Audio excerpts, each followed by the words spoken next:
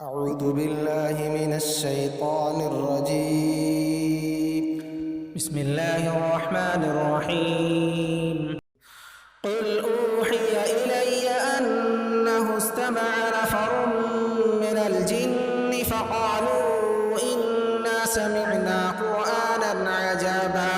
يهدي إلى الرشد فآمنا به ولن نشرك بربنا أحدا وأنه تعالى جد ربنا ما اتخذ صاحبة ولا ولدا وأنه كان يقول سفيهنا على الله شططا وأنا ظننا أن لن تقول الإنس والجن على الله كذبا وأنه كان رجال من الإنس يعوذون برجال من الجن فزادوهم رهقا وأنهم ظنوا كما ظننتم أن لن يبعث الله أحدا وأنا لمسنا السماء فوجدناها ملئت حرسا شديدا وشهبا وأنا كنا نقعد منها مقاعد للسمع فمن يستمع الآن يجد له شهابا رصدا وأنا لا ندري أشر أريد بمن في الأرض أم أراد بهم ربهم رشدا وأنا منا الصالحون ومنا دون ذلك كنا طرائق قددا وأنا ظننا أن لن نعجز الله في الأرض ولن نعجزه هربا وأنا لما سمعنا الهدى آمنا به فمن يؤمن بربه فلا يخاف بخسا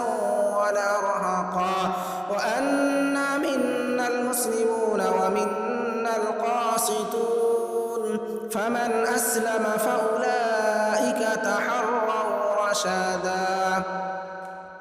وأما القاسطون فكانوا لجهنم حطبا وأن لم استقاموا على الطريقة لأسقيناهم ماء غدقا لنفتنهم فيه ومن يعرض عن ذكر ربه يسلكه عذابا سعدا وأن المساجد لله فلا تدعوا مع الله أحدا وأنه لما قام عبد الله يدعوه كادوا يكونون عليه لبدا قل إنما أدعو ربي ولا أشرك به أحدا قل إني لا أملك لكم ضرا ولا رشدا قل إني لن يجيرني من الله أحد ولن أجد من دونه ملتحدا إلا بلاغا من الله ورسالاته ومن يعص الله ورسوله فإن له نار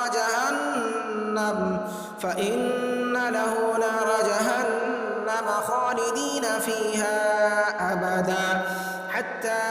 إذا رأوا ما يوعدون فسيعلمون من أضعف ناصرا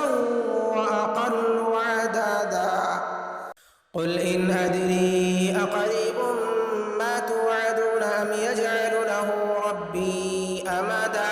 عالم الغيب فلا يظهر على غيبه أحدا إلا من ارتضى من رسول فإنه يسلك من بين يديه ومن خلفه